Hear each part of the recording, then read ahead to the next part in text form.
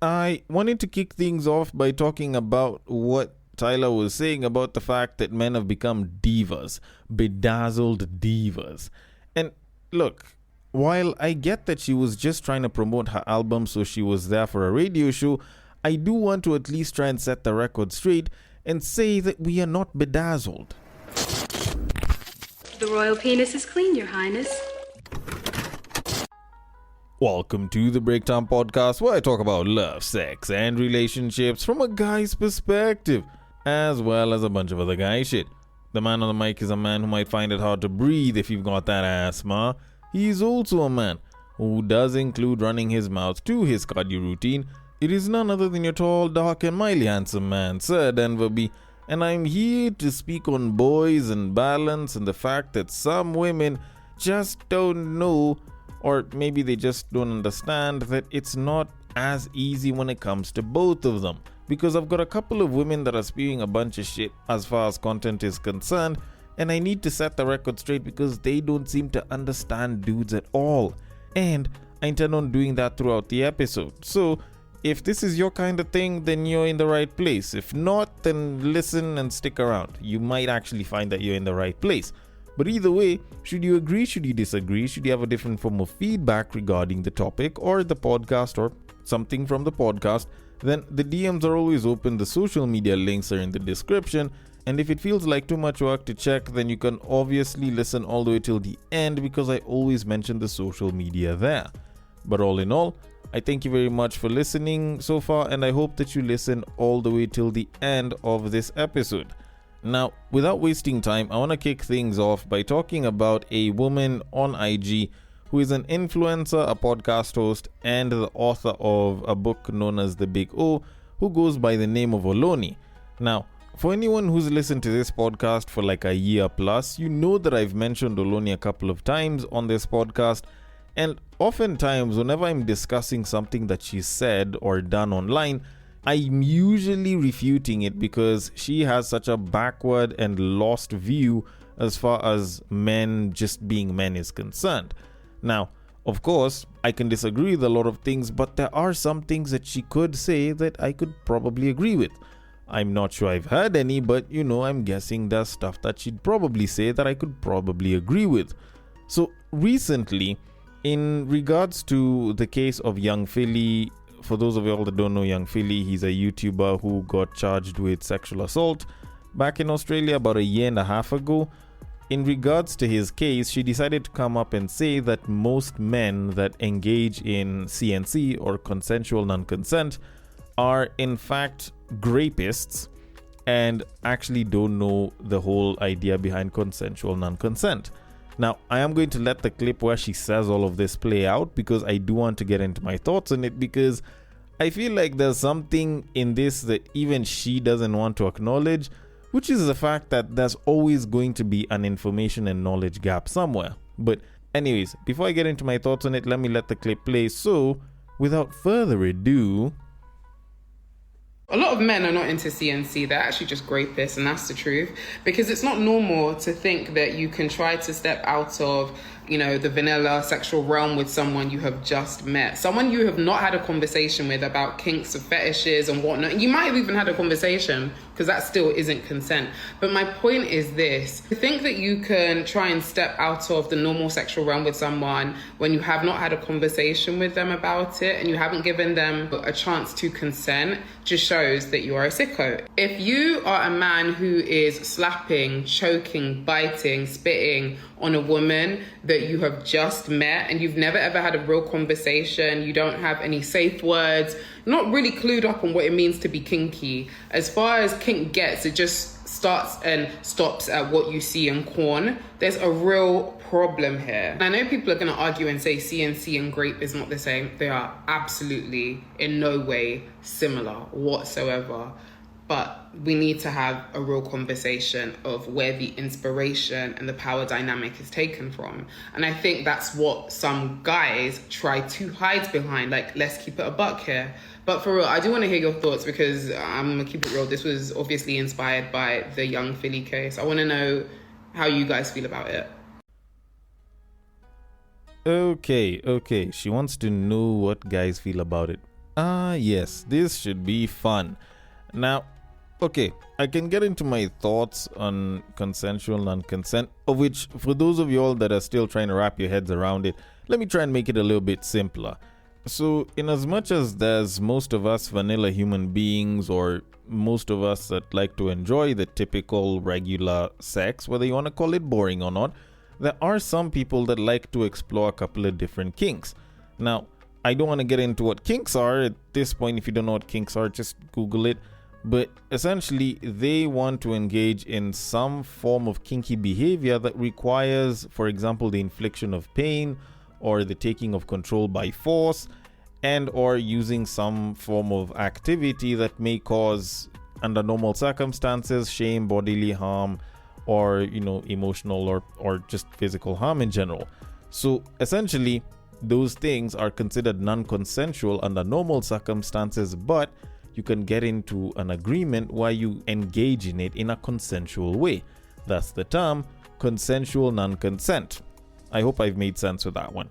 So with that said, now back to what she was saying that grape and consensual non-consent are in no way similar is like saying that you taking your man's card from his wallet and he hasn't told you shit and using it to buy yourself a bunch of shit isn't in any way, shape or form similar to robbing him. Like, even though the guy didn't have a problem with it, at the end of the day, you took his money and it's not like the guy had said that he wanted to give it to you. You get my drift? A lot of the things that are involved in consensual non-consent and sexual abuse do tend to line up. The only difference is someone gives you permission to do that. Now, normally, for most guys that may engage in this, if they are someone that probably has some experience or probably wants to engage in it, there's likely going to have been some sort of discussion beforehand where a baby's like, oh, I'm a kinky person, or oh, I usually like getting into a couple of kinky things. I find blah blah and blah particularly boring. So a lot of times guys will usually try this. One, because they're probably interested in doing it, and two, not because they are actually interested in it, but because they're interested enough in the babe that they are willing to try it out so that they can find out for themselves if maybe they like it, or just to make the babe happy. Like, weirdly enough, people usually think that guys are always just trying to have their way whenever it comes to intimate shit. And a lot of times, they're just trying to get the babe they like interested in them and liking the situation and the intimacy that they're having, such that they would want to do it again. Oftentimes, I think babes don't ever actually account for shit like that. So anyways, that tends to happen quite a bit, and sometimes these guys just don't know where the line is drawn. They don't know the rules to this particular kind of game, so of course they might stumble and fall. Now granted, I'm not saying that this is in relation to the whole Philly case. For those of you all that have followed it, you guys know the particulars, but I honestly don't think that there was going to be much time for a lot of that shit. Now, I'm not trying to defend one side or the other. I'm just saying that that situation is specific to him, and it doesn't necessarily mean that this is the case for all men. But this woman's trying to make it seem like this is a situation where a lot of guys that do engage in some version of this usually are, in some way, shape or form, predators and or sexual abusers. So in this case, I'd say that this is categorically false. A lot of times guys are just trying to stumble their way through a lot of this kinky stuff, and they just want to figure shit out. Not unless if they're experienced and they are truly getting into it, you can never really know. So if you are a woman and you are having a discussion with a guy that you recently met or you just met, and you do get into these discussions where you're talking about it, you can just, for the sake of safety, add that as a disclaimer after the fact that I would engage in all of this, but I would at least want to have a conversation with the guy first, so that at least the guy has some sort of idea that, fine, let's say you're into some shit like, call it free use, or maybe like, certain particular fantasies that involve, just being manhandled. A conversation should be had first. Then, if the guy doesn't have that conversation, then now you can be a little bit more wary of the particular person. But jumping to start accusing men of doing shit like this is just typical, just rage baiting women. or rage baiting men. Whichever side you're rage baiting, this is just a bunch of shit talk. So long and short of it is most guys don't really know and they're just trying to figure shit out. So maybe a conversation, an extended one, would be a lot better. But then again, maybe I could be wrong. Maybe I'm trying to defend a side that isn't defendable. So either way, I am going to leave it at that and move it on to our main topic of this episode. And this involves me speaking about the artist known as Tyla. Now, Tyla became a pretty big thing ever since she dropped her song called Water. And while people on the internet might have gotten tired of hearing it because it's been played every single where on social media, she was busy getting famous and becoming a global superstar. Now, not too long ago, she was trying to promote her album, which involved her going to Kiss UK, and at some point, because of a song that she has, the radio hosts decided to have a discussion with her on the idea of chalant versus nonchalant men. Now, she did speak about it and went ahead to talk about modern men, saying that we have become divas, quote unquote, and we don't want to be simps anymore.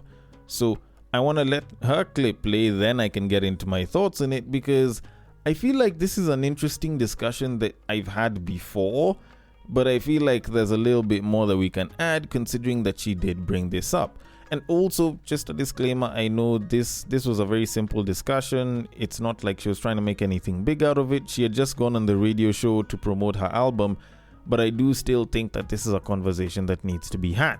But anyways, with all of that said, let me let the clip play. So without further ado, one of the new songs in the album is called Mr. Nonchalant, but I don't know if you've seen, there's a lot of chat online about being chalant. So what is better, having or chasing a nonchalant man or a chalant man, and why? There just needs to be a balance. Like, you need to know when to be nonchalant and when to be chalant. You know what I mean? Yeah, there just needs to be a balance. I actually like a chalant, kind of a beg almost. A big... I just love attention. But yeah, you know, like, that's how it should be, technically. But yeah, the guys these days... It's hard. Divas. They're divas. Bedazzled divas. Yeah. You know? Divas. Yeah. I feel like I'm in the girls' bathroom right now. I'm just in the middle, like, yeah, you like... Absolutely, the guys, yeah. Yeah. Men. Hate them. Yeah. Nah, but not even that. Like, I just think, like, I don't know, like guys don't want to be simps anymore. They don't. It's kind of embarrassing now. Yeah. No, guys. Oh, You a simp? Yeah, I can simp. I can simp. I got a balance. I like that about you. Do you know what I mean? The simp in you. Back it. Yeah, I'm a simp. I'm a simp. Man. Yeah, it's cool. Like, own it. If you love your woman, own it. Yes. Exactly that. Okay. Particularly interesting viewpoints were given there.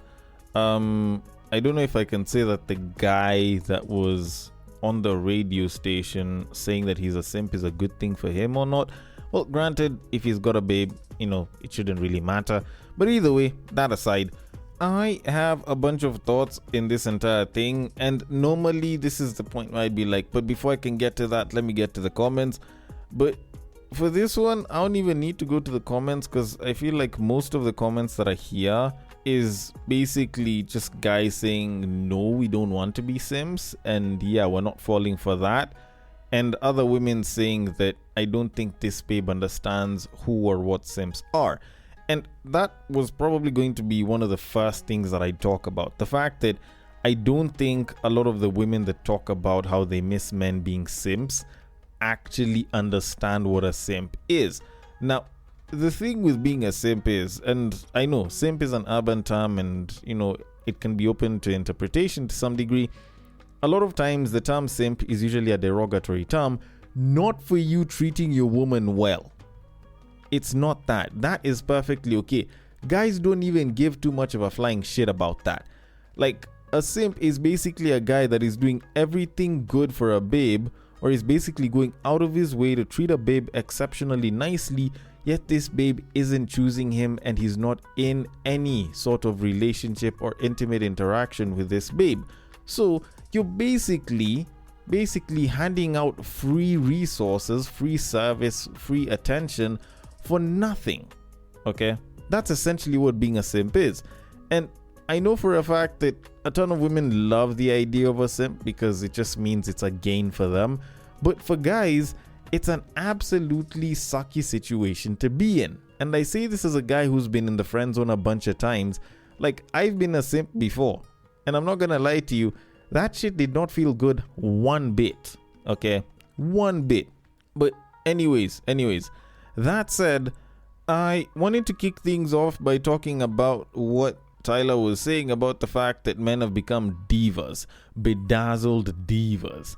And look, while I get that she was just trying to promote her album so she was there for a radio show, I do want to at least try and set the record straight and say that we are not bedazzled. That is wrong. Most men, I'd argue 99.999% of men are not bedazzled, at least the straight ones. The gay ones, they could be a little bit bedazzled. I'm not too keen on those ones, but those ones are the ones that I'd expect to be bedazzled. But besides that, I do feel like that one isn't too bad of a thing. Now, don't get me wrong, I know that women use it nowadays as a derogatory term to men whenever they're calling us divas, but we really don't care. Because being called a diva back in the day when Beyonce was busy singing about it, and they were busy saying, a diva is a definition of a hustler, women wanted to call themselves divas because it sounded good and it was a term of endearment. Now, for us men, being called divas just means that we care about ourselves a hell of a lot more and we're not willing to take shit from a babe. And that doesn't sound too bad to us, really. Like, for us as guys, like, this isn't a bad thing. At the very most, you're going to call me a diva, but at least I leave with my dignity and self-respect intact, and I'm not taking any less than what I feel I should deserve. So, for most of us dudes, if we're ever called divas, like, we feel like that's an absolute win. You know what I'm saying? So, when I looked at that, or at least when I heard it, it didn't really faze me, and I was like, you know what, most babes are saying that nowadays just because guys aren't willing to go the extra mile and possibly not get anything from a babe, and because guys used to do that back in the day, a lot of women seem to feel some type of way about it. And a lot of times people are gonna be like, oh, but back in the day was so much better, or you going and trying to woo a babe for 3-4 years before she says yes. And I'm like, I think most people don't understand just how shitty that shit sounds. And I know there's a ton of women that are gonna be like, no, but it sounds dope. But here's the problem. That shit sounds good as a story. It sounds good when someone's telling you this story about how he tried for months, sometimes even for years, to bag shorty and finally managed to bag shorty and he's gonna give her the world. That shit sounds great as a story. And that is why, as a fantasy, there's a lot of women that absolutely would love this. But in reality, this isn't something that you would find all that great. And the thing that I found is, a lot of women like to idolize stuff that would sound good as a story, or sounds good like a fantasy, but probably feels like shit in reality, as opposed to something that might not seem all that bad in reality, but sounds like shit in a story. And a particularly good example is this one. You find that a guy had been hitting on this babe and he would go and stop by her place and always bring flowers every single week on a particular day at a particular time, and he would always write letters for her up until this babe was like, alright, fine, I know you've tried this out for 6 months, we can finally go on a date. And it sounds great, and he took her out to this really nice place, and after they had dinner he took her back home and he would buy her gifts up until she was like, you know what, I think this man really wants to be with me, and I would really want to be with him too, because he seems to care for me. That sounds absolutely good. Now, all of that just sounds like a shit ton of work that a nigga had to do. But now let's flip the story. So, dude meets this shorty, and it was a fine babe. Mans was busy throwing down lines. Eventually, this babe managed to pick up on vibes, and in a couple of days, they were hitting the sheets together. And after that, they ended up having a thing for a couple of months as the feelings were busy just drawing them closer and closer up until they eventually decided to start dating. Now, you listen to that story doesn't sound romantic at all. That shit does not sound like it would be great on a book. No. But guess what? in reality, that actually seems like one of the most efficient, one of the least effortful situations where two people end up dating, and it does bring pleasure to the both of them in the process. So this is a very clear example of why it is a lot of the stuff that you hear some of these women say just does not really mean shit. But anyways, that was me just ranting for a quick moment. Let's go back to the topic at hand. Now, when the host was busy asking Tyler whether she prefers chalant or nonchalant men, Tyler went ahead and said that she prefers more of a balance. Now, I'm not gonna lie, first of all, I feel like the host was a little bit dumb to ask that, because I don't think there's a babe that's like, I want a nonchalant man. Because that would mean that they would have to work to win the guy over, and there is no babe that I know of on planet Earth that would want to do the kind of shit the guys do, or even just be the one to try and win the guy over. But, she still ended up asking that question, and Tyler decided to answer and say that she prefers more of a balance. Now, the truth about it is, while most women will probably tell you that they would love a balance, the truth of the matter is, most men aren't particularly set up with what you would consider a perfect balance. Most guys are either very chalant or very nonchalant and have a little bit of the other on either end to a smaller degree. And the issue with this is, while there are some women that are like, I prefer a balance, they may prefer more of a nonchalant man, while there's other women that prefer more of a chalant man. But the problem is, because they're all saying that they want a balance, it's like they're asking for something that they believe should exist in 50-50, yet for the most part, it'll never really exist in a 50-50 split. So, at the end of the day, a lot of women do end up losing out because they thought they got a chalant man, and then the guy isn't so chalant and they don't like it. Or they end up with a guy that they expected to not be as chalant all the time, but the guy is so chalant that they're like, this guy is overwhelming, he's too much, blah blah blah. So at the end of the day, we find ourselves in a situation where it is the nonchalant men that seem like they are preferred because the chalant men are being considered too much, and the nonchalant men are the ones that women are complaining about but are still sticking to. So at the end of the day, you find that there's a lot of guys that now feel as though being nonchalant is the way to go, because the nonchalant men are the ones who keep retaining these women, and the chalant ones don't seem like they're being cared for all that much because apparently they're doing too much. So, as a result of that, you find that there's more and more men that are becoming less and less chalant, or even though that might not be the case, they are trying to act less and less chalant because they believe that that is the one that will pull the women. And as such, you find that there's a lot of women out here that are saying that they want chalant men, they don't like nonchalant men, but considering that they still end up falling for nonchalant guys, then they end up in a situation where even the chalant guys are like, you still end up going for those guys, so I would much rather be what it is that you say you don't prefer, because you still end up there. And so, as a result of that, we have more men who are less chalant, or just nonchalant in general. So, when there's a lot more women who are complaining that men need to be more chalant because, men nowadays have become bedazzled divas, for us, we understand why it is that you say that you would prefer a balance and why it is that men have become divas, and honestly, we find that it's okay that you miss it, because when we were chalant, you guys seem to go for the nonchalant man, and that ended up hurting the chalant guys. So when the chalant guys became nonchalant, now you're saying that you want the chalant men? Come on, bruh. Like, honestly, if you gave more chances to the chalant men and allowed them to be more chalant, then you would probably end up with more positive results of chalant men that could dial it back, as opposed to nonchalant men that do not show any frame of emotion whenever it came to whatever romantic situations that you're having.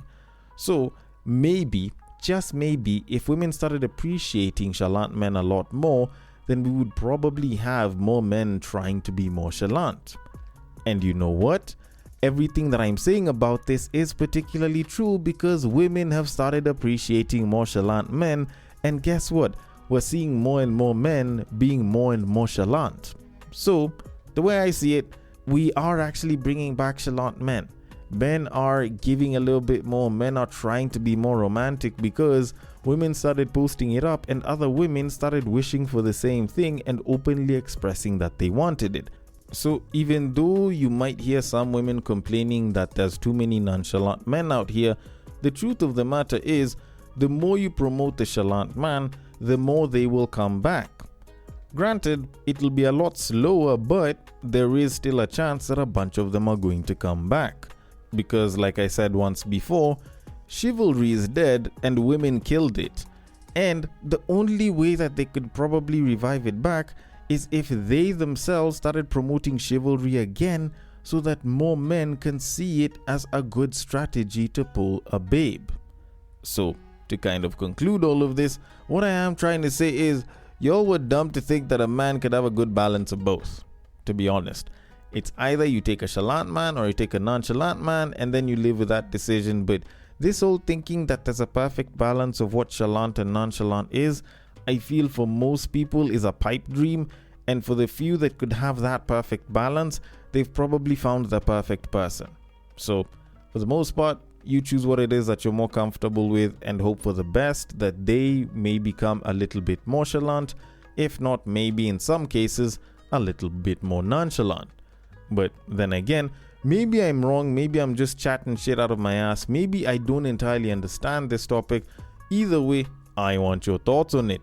The DMs are open on IG, it is at the breaktime_podcast. On Facebook, it is at the breaktime podcast. On X, it is at Bagaka the D. And on Bluesky, it is at the breaktimepod.bsky.social. Thank you so much for listening all the way till the end, and I will catch you guys on the next break. But what I believe is that if you put a pastor and a prostitute in one room, one is likely to convert the other.